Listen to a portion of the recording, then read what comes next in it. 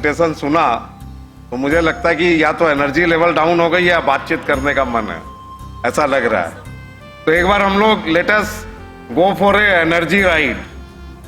तो हम लोग 3 बार भारत माता की जय बोलेंगे और देखते हैं कहां तक ये आवाज जाती है।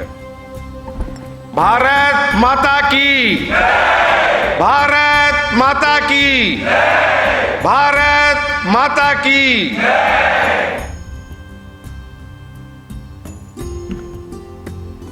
मैं अभिभूत हूं, I am overwhelmed seeing the performance of the युवा team. I was privileged to be the part of जो पहली हमारी एजीएम सूरत में हुई थी युवा की, मैं उसमें गया था। एंड फ्रॉम देयर युवा team has come a long way, एक बहुत लंबा रास्ता तय किया। मैं पहले चाहता हूं कि सभी पूरी युवा टीम के लिए जोरदार तालियों से उनका, तालियों में दम नहीं है।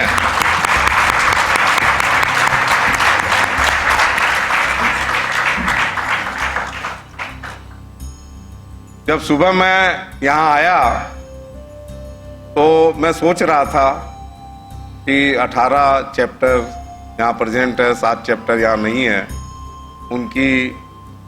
उनमें से मैं सिलेक्शन करूंगा कि किसमें से कौन है, क्योंकि मेरी एक आदत है, मैं जिस प्रोग्राम में जाता हूं, चाहे वो महिला समिति की एजीएम हो, चाहे चैप्टर्स की एजीएम हो, चाहे युवा की एजीएम हो, I pick jewels from there. मैं वहां से पिकअप करता हूं। मैं जिस बार भी जब भी महिला समिति में गया हूं तो वहां की अध्यक्षा मुझे यही कहती है कि आप हमारे कुछ लोगों को ले जाएंगे, ये उनका कंप्लेन रहती है उनकी। तो जब मैं यहाँ आया तो मैं सोचा कि कुछ लोगों को चुनूंगा। तब मुझे लगता है कि I don't have to choose, I think we have all the jewels here. हमारी पूरी टीम में यहाँ पे आने वाली जो हमारा समय है, मुझे लगता है कि मैं जब एनईसी की लास्ट मीटिंग हुई थी कलकत्ते में भी, उसके पहले शायद बेंगलोर में हुई थी, उसके पहले भोपाल में हुई थी, मेरे 2 इश्यूज हमेशा मेरे दिमाग में चलते थे। पहला कि महिलाओं की भागीदारी हमारे काम में बढ़नी चाहिए। आज मैंने देखा इंदौर की फीमेल ब्रिगेड, यहाँ पर देखा पूरी टीम, कोई भी उसमें मेल मेंबर नहीं था। तो दैट शोज, और यहाँ पे जब मैं हॉल में नंबर्स देख रहा हूँ, मुझे लगता है कि 50% से ज्यादा महिलाएं हैं। Is it so? तो एटलीस्ट मेरा एक जो मेरे दिमाग में जो बात चल रही थी वो आज मुझे यथार्थ में दिख रहा है यहाँ पर। तो एक बहुत अच्छी बात दिखी युवा। दूसरी बात है कि हम लोग ने जब ज्वाइन किया था, मैं 2005 में ज्वाइन किया था, और मुझे काबरा जी ने, हमारे जो संरक्षक है काबरा जी ने पूछा था, उस समय मैं 50 साल का था। उन्होंने मुझे पूछा था कि रमेश, तुमने इतनी कम एज में क्यों ज्वाइन किया? तो मैंने एक ही बात कही थी कि अगर मैं अभी नहीं ज्वाइन करूंगा और जब मैं 65 साल या 70 साल की उम्र में किसी संस्था में जाऊंगा तो मुझे कोई रिकॉग्नाइज करेगा कि नहीं। तो this is what I have achieved कि मैं 19 साल से एफटीएस में हूँ, 2006 से, और आज मैं आपके सामने इस पोजीशन पे खड़ा हूँ। ये एकल नहीं दिया मुझे। What ever I am today, it is because of friends of tribal society. मेरी चाहे वो पर्सनैलिटी है, चाहे मेरा परिवार है, चाहे मेरा व्यापार है, उस हर जगह मैंने देखा there is a all round growth. अगर मैं अपने परिवार में देखूं, मेरे परिवार का समन्वय देखूं, बच्चों को देखूं, मैं अपने व्यापार को देखूं, तो मुझे कभी कभी लगता है कि जब से मैं यहाँ जुड़ा, भगवान मेरे साथ जुड़ गए, ईश्वर मेरे साथ जुड़ गए। मैं अगर यहाँ खड़ा हूं तो मेरी ऑफिस में भगवान खड़े होकर मेरा काम करवा रहे हैं। और एक नहीं 50 उदाहरण मैंने अपने जीवन में देखे हैं कि जैसे कहीं से अपने आप कोई काम हो जा रहा है। तो मुझे लगता है कि हम ईश्वर का काम कर रहे हैं और ईश्वर हमारा काम करते हैं। हमारे पूरे परिवार को काम करते हैं, ईश्वर पूरे परिवार की देखरेख करते हैं। तो उसी तरह से जब ये कल हमारे एक बहुत अच्छे वक्ता थे, मैं तो एक साधारण कार्यकर्ता हूँ, बहुत छोटा सा कार्यकर्ता। मुझ में वो कला नहीं है जो बहुत सारे यहाँ पे अच्छे अच्छे हमारे वक्ता यहाँ पर है। उनका ज्ञान, उनकी नॉलेज, उनकी वाणी में सरस्वती बसती है। उनके समान मैं कार्यकर्ता नहीं हूँ, लेकिन मैंने एक चीज जीवन में देखी कि हम जिस संगठन से जुड़े हैं, माने हमारा मातृ संगठन अगर हम बोलेंगे तो राष्ट्रीय स्वयंसेवक संघ है और दूसरा मातृ संगठन वनबंधु परिषद है। हम लोग साधारण मनुष्यों से असाधारण कार्य कराते हैं। साधारण मनुष्य जो नॉर्मल व्यक्ति है, चाहे वो गांव में है चाहे वो शहर में है, मुझे लगता है कि मैं एक साधारण कार्यकर्ता था और मुझसे इतना काम कराया शायद ईश्वर की कृपा थी, ईश्वर हमारे साथ था। तो जब इन बातों को देखता हूं तो मुझे अगले जो 4 साल का होराइजन है, we want to take a jump. हम टीवी सीरियल में बहुत बार देखते हैं ना कि 20 साल हो गया, सडनली वो पूरे परिवार को 20 साल आगे बढ़ा देते हैं। तो फास्ट फॉरवर्ड मोड, मैं वनबंधु परिषद को एक फास्ट फॉरवर्ड मोड में देखना चाहता हूं, जिसमें हमारे जैसे लोग मेंटर की, एडवाइजर की, एक पेरेंटल फीलिंग की उस रोल में आ जाए, जहां पे हमारा रोल इतना ही रहे कि बेटा क्या हाल चाल है, कैसे कर रहे हो, कोई बात हो तो बताना, नहीं तो ठीक है, everything is fine, you should do the best of all. इस रोल में अगले 4 साल में आना है। तो इस टीम को मैं संदेश देना चाहता हूं कि अगले 4 सालों में आप तैयार हो जाइए। कोई एफटीएस का प्रेसिडेंट होगा, कोई वर्किंग प्रेसिडेंट होगा, कोई सेक्रेटरी होगा। The age will not be a factor, you will see the change in the coming NEC. आगे आने वाली एनईसी में आप ऐसे बहुत सारे चेहरे देखने वाले हैं, नेशनल एग्जीक्यूटिव कमेटी में और कैप्टर्स की कमेटी में, जहां बहुत सारे यंगर जनरेशन को हम प्ले रोल देना चाहते हैं। लेकिन इसके लिए अपने आप को तैयार करना पड़ेगा। मैं जब देखता हूं कि समय की जब बात आती है, लोग बोलते हैं समय नहीं है। मैंने पहला वर्ड यही होता है कि हमारे पास तो समय ही नहीं, हम कैसे काम करें। मैं बहुत बड़े बड़े लोगों का एग्जाम्पल देता हूं, जिन लोगों से मैं मिलता हूं, उनकी वर्ड्स क्या होते हैं वो खाली आपको एक लाइन में बताता हूं। हमारे ऐसे कुछ व्यक्ति है जो 5,000 करोड़ 10,000 करोड़ की कंपनी चलाते हैं। उनसे फोन करता हूं कि भाई साहब आपसे मिलना है। हाँ रमेश जी बोलिए। बोलो भाई आपकी कन्वीनियंट टाइम बताइए। तो वो मुझे पूछते हैं कि आपको कितना बजे आना हो बताइए। दैट मीन्स क्या वो फ्री बैठे हैं मेरे लिए? नहीं, but they are managing their time, they want to do some good work, they are managing their time. आपको अपना टाइम मैनेजमेंट करना है। अगर टाइम मैनेजमेंट कर लिया तो आप हर काम को कर सकते हैं। अगर टाइम मैनेजमेंट के बाद में सेकेंड पॉइंट जो मैं अभी इस मीटिंग में भी कहना चाहता हूं कि you must lead by examples.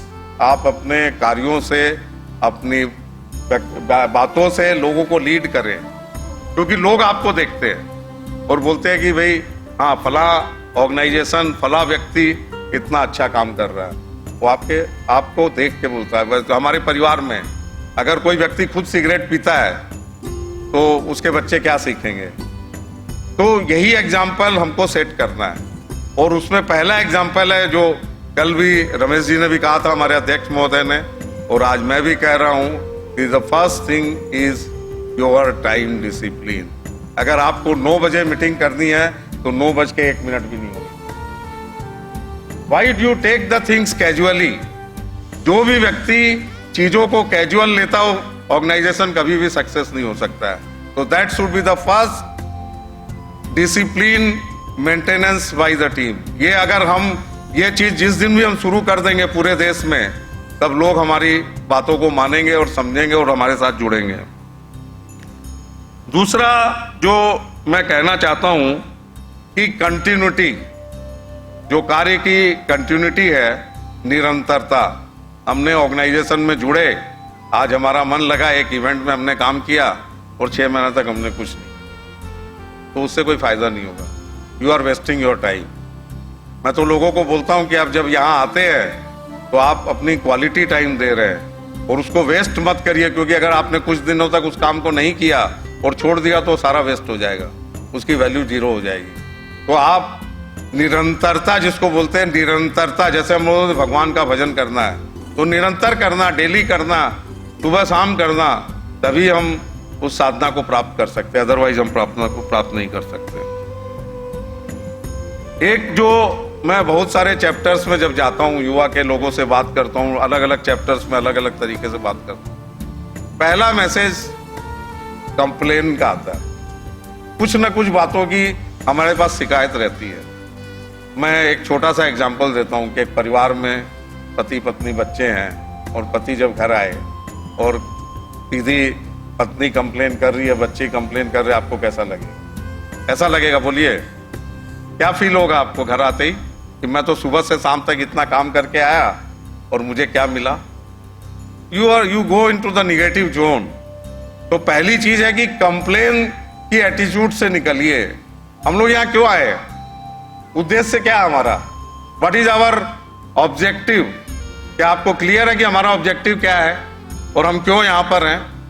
किसी ने किसी को फोर्स किया कि आप आओ यहाँ पर, कि एफटीएस में जुड़ो, देश सेवा का काम करो, गांव के बच्चों का काम करो, शहर के बच्चों का काम करो? हम स्वप्रेरित कार्यकर्ता है, स्वप्रेरित, self motivated. We are the self motivated lot sitting here. नहीं तो कोई भी आदमी इतने रुपए खर्च करके इतनी दूर आकर 3 दिन तक समय देगा, वो कौन है? स्वप्रेरित कार्यकर्ता ही है। अपने घर बार को छोड़कर, अपने व्यापार को छोड़कर हम लोग यहाँ सब बैठे हैं 3 दिन से, पैसा भी खर्च कर रहे हैं। क्यों? हमारे मन में एक भावना है देश के लिए, हमारे मन में समाज के लिए एक भावना है, और उस भावना से हम जुड़े हैं। अब उसमें हम कंप्लेनिंग एटीट्यूड रखेंगे तो हमारी भावना का क्या होगा? It has no value. अगर आप भावना से कोई काम कर रहे हैं तो उसमें कोई कंप्लेनिंग की जगह नहीं है। You cannot afford to be frustrated. आप फ्रस्ट्रेशन नहीं ले सकते हैं। यू कैनॉट डू दैट, क्योंकि फिर तो आपकी भावना आहत होगी, और भावना आहत हो गई तो हमारा काम खत्म। तो पहला चीज है अप्रिसिएट। मैं तो ये समझता हूं कि इस दरवाजे से कोई अंदर आ रहा है, if he has come to this hall, वो भी एक कंट्रीब्यूशन है। That is also a contribution कि वो चलकर इतना समय देकर यहां पर आया है। उसको कंट्रीब्यूशन को अप्रिसिएट करिए आप लोग, चैप्टर के साथ, युवा के साथ, महिला के साथ। और अहंकार क्या चीज का है? सेवा में, सेवा करने के समय में अहंकार की कोई जगह नहीं है, नो प्लेस। आप अहंकार नहीं कर सकते। आप सेवा करने आए हैं, ईगो घर पर रख के आइए। किसी ने कुछ बोल दिया तो बहुत अच्छी बात है, किसी ने पीछे बैठा दिया तो भी अच्छी बात है, सामने बैठा दिया तो भी अच्छी बात है। मैं भगवान से हमेशा प्रार्थना करता हूं कि मुझे बैक सीट पे बैठाओ, क्योंकि अगर इधर में बैठा तो क्या होगा? ये पहनूंगा, मंच मिलेगा, माइक मिलेगा, तालियां बजेगी, तो मेरा अहंकार स्वतः ही बढ़ने वाला है।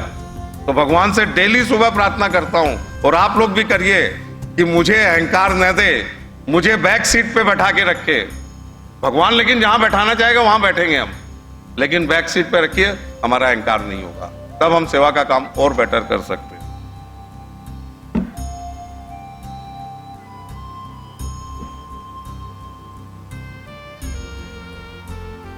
एक और बात है जो मैंने अभी कही उसी की सीक्वेंस में, कि ओनरशिप।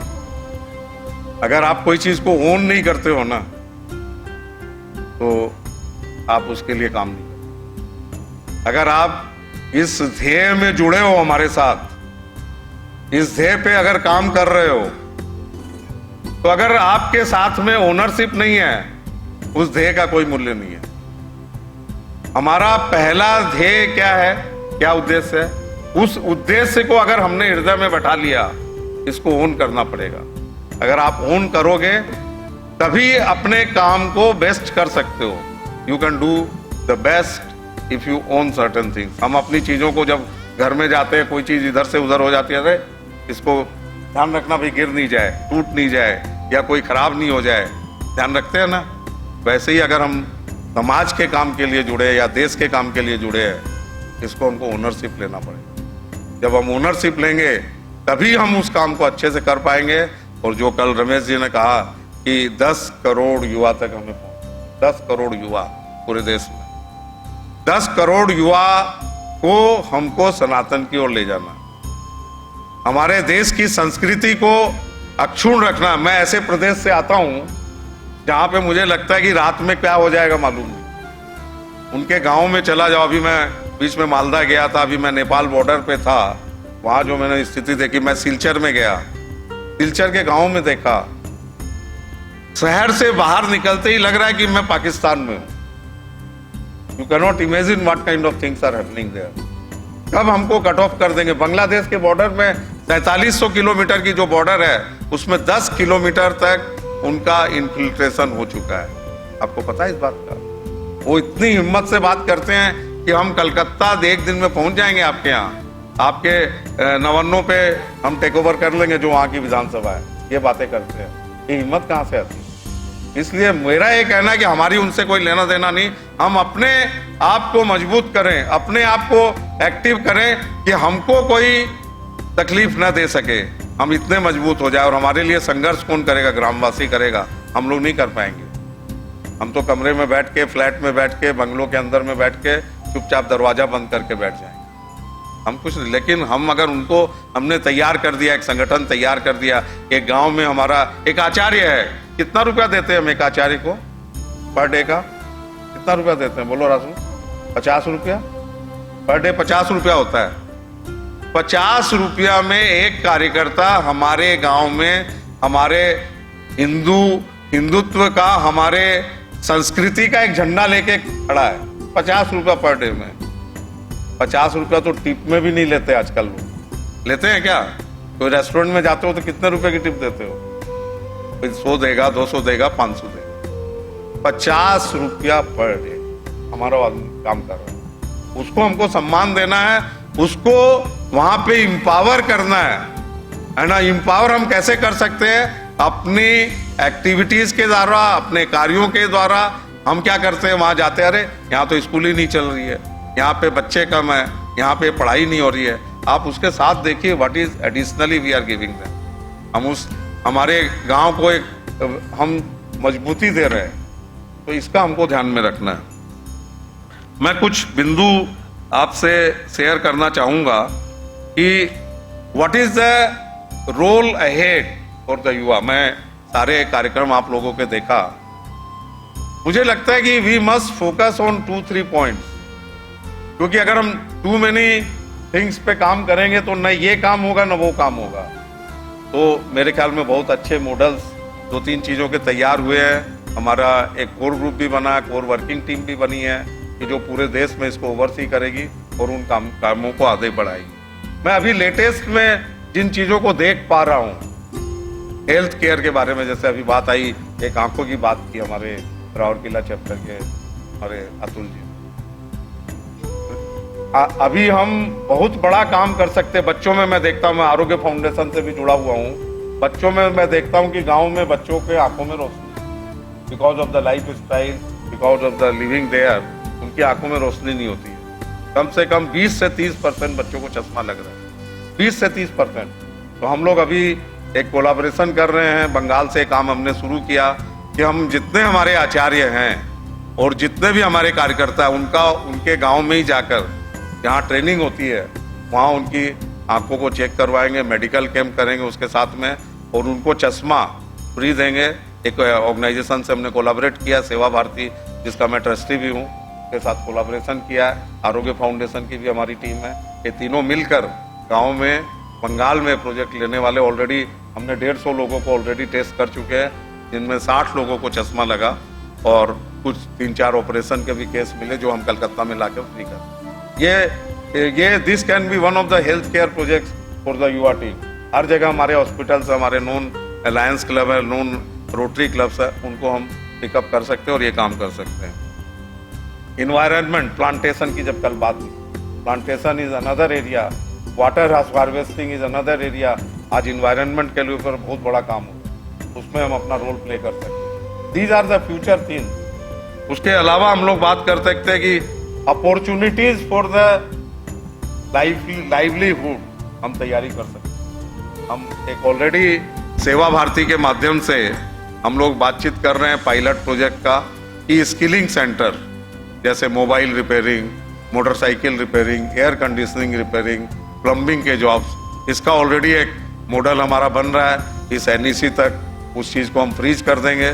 तो जो छोटे छोटे मॉड्यूल्स, नॉट इसमें कोई भी कैपेक्स की बात नहीं करेंगे हम लोग, except the trainees and the equipment जो लगेंगे उसको छोड़कर हम छोटी छोटी जगहों में इसके 90 दिन की, 150 दिन की, 120 दिन की ट्रेनिंग कराएंगे ताकि एक व्यक्ति 10 से 15 या 20 हजार रुपया महीना कमा सकता है और गांव में ही कमा सकता है। इसके ऊपर हम काम करेंगे। एक और बात करना चाहता हूं कि जब हम रिसोर्स की बात करते हैं, मैं बहुत लोगों से सुनता हूं कि हमारे पास हम तो अपना प्रोजेक्ट करना चाहते हैं, हम अपना इवेंट करना चाहते हैं। रिसोर्सेज कोई लिमिटेशन नहीं है, हमारे रिसोर्स का कोई लिमिटेशन नहीं है।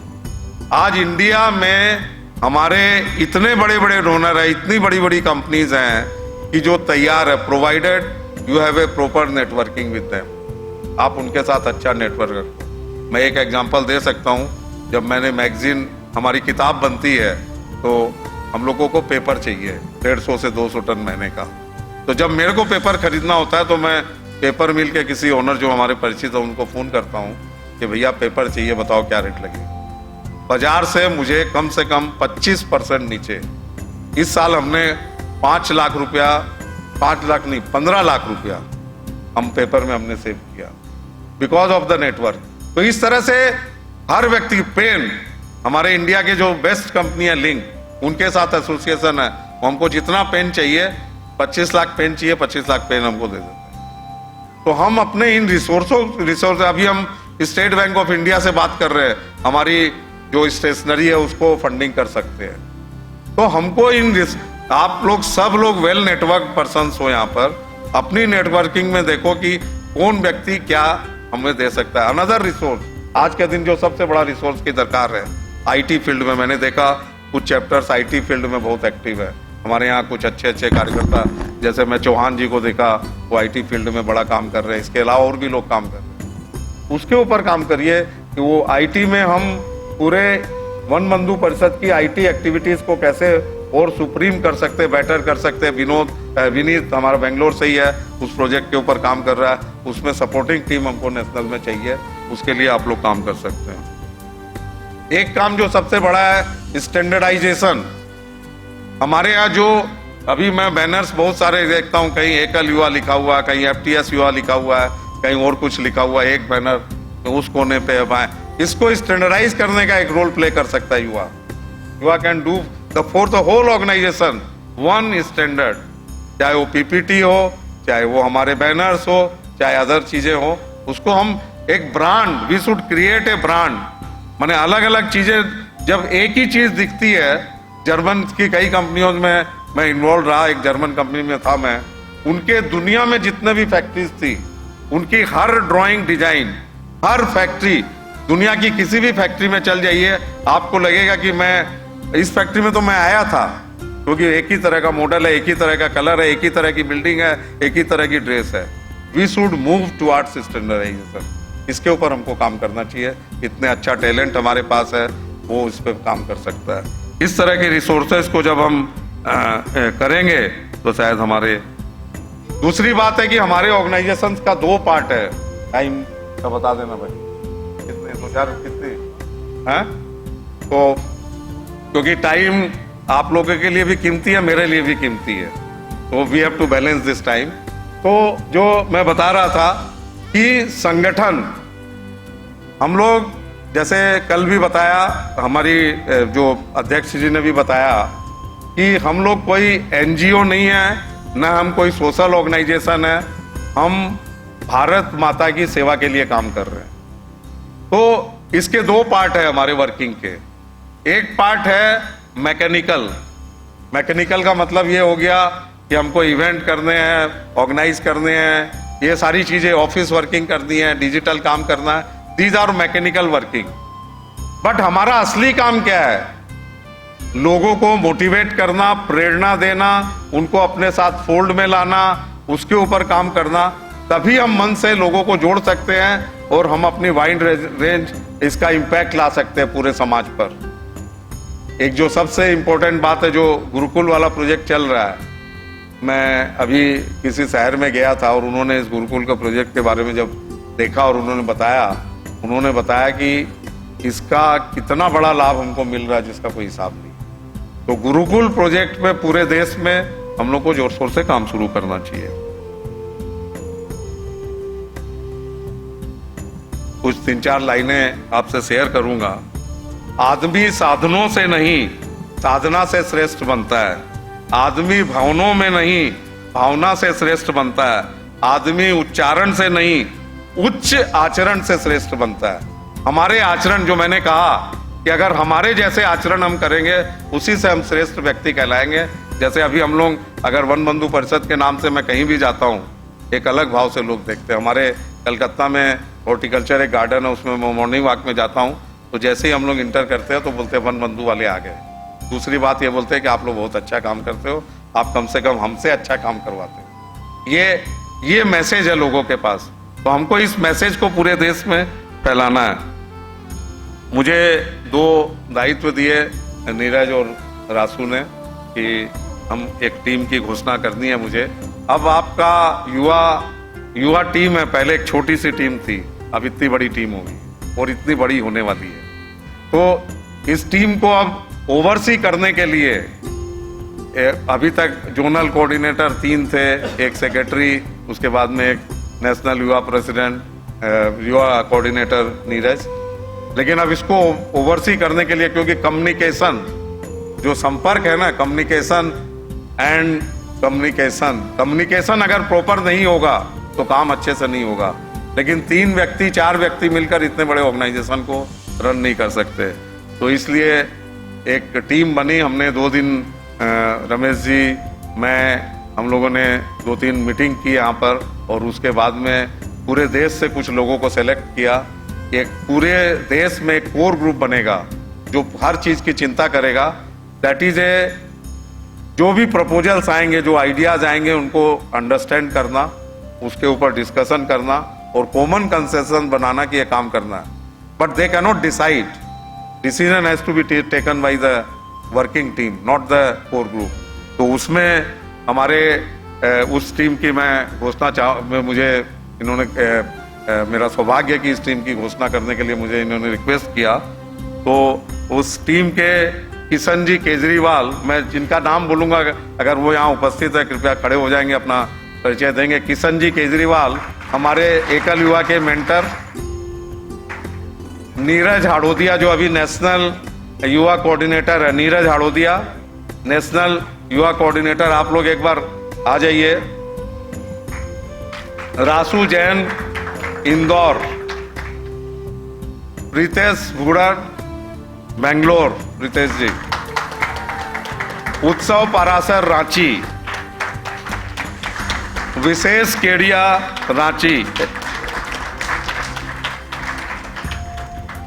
संचिता गुप्ता ग्वालियर। संचिता गाँव आ गई हो। संचिता का नाम मुझे इसलिए याद रहता है कि जब मैं ग्वालियर इन सूरत चैप्टर में गया था, she was the single soul, और इतना बढ़िया इसने परफॉर्म किया और जो प्रेजेंटेशन दिया था, I still remember that. Vikram Agarwal, last but not the least.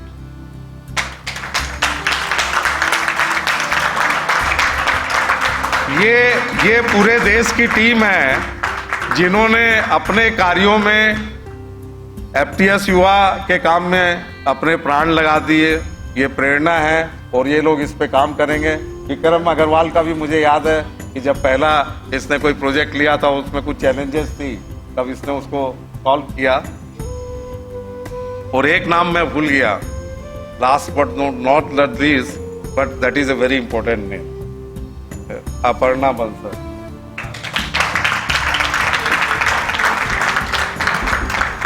तो ये टीम हमारे सामने है।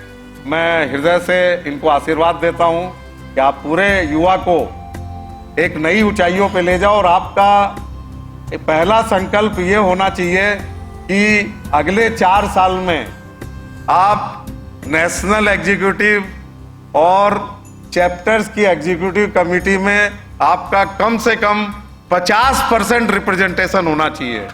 क्या आप लोग ये संकल्प लेते हैं? तो ओम तो बोल दीजिए कम से कम। धन्यवाद। इसके बाद में एक ब्रॉडर टीम है, ये पॉलिसी थिंकिंग आइडियाज के ऊपर जनरेट करना, उसके ऊपर काम करना, दिशा देना, एक मार्गदर्शक का काम करेंगे, उसकी चीजों को रिव्यू करेंगे। इसके बाद में इस टीम के साथ 10 और लोग जुड़ेंगे। मैं सुमित अग्रवाल पटना,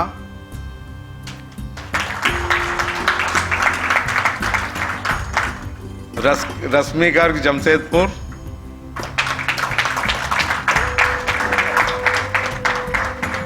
रौनक फतेहसरिया कोलकाता, विनय अग्रवाल भुवनेश्वर,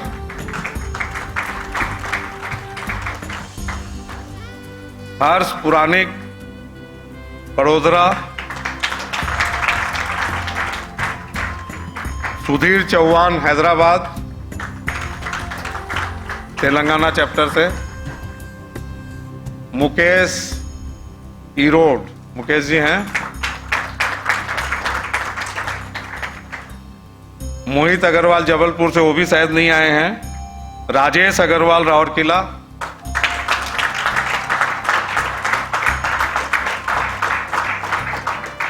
दिव्यम अग्रवाल रायपुर, ये भी रायपुर से कोई नहीं है। हाँ, और एक नाम इंदौर से ऐड करना, वो शायद अभी इन्होंने ये डिसाइड नहीं कर पाए। अबे अच्छा, अबे ये लेकिन तुमने काट दी। अच्छा, दोनों Abhay Kejriwal,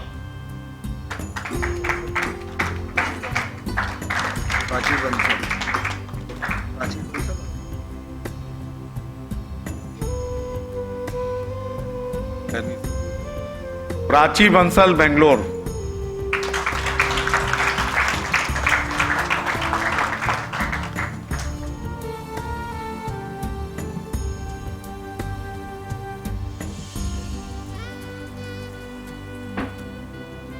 most powerful team, 19 लोगों की ये टीम है। एंड इस टीम को अगले 4 साल का इनका टारगेट हमने सेट कर दिया, 4 इयर्स टारगेट, 50%। आप लोग जो 10 लोग हो रहे हैं वो उस संकल्प के लिए तैयार हैं। अगले 4 साल में एफटीएस चैप्टर, जो चैप्टर की एग्जीक्यूटिव टीम है और नेशनल टीम है, उसमें 50% युवा होने चाहिए। क्या सब लोग एक्सेप्ट करते हैं इसको? तो एक बार जोरदार जोर से बोलिए ओम।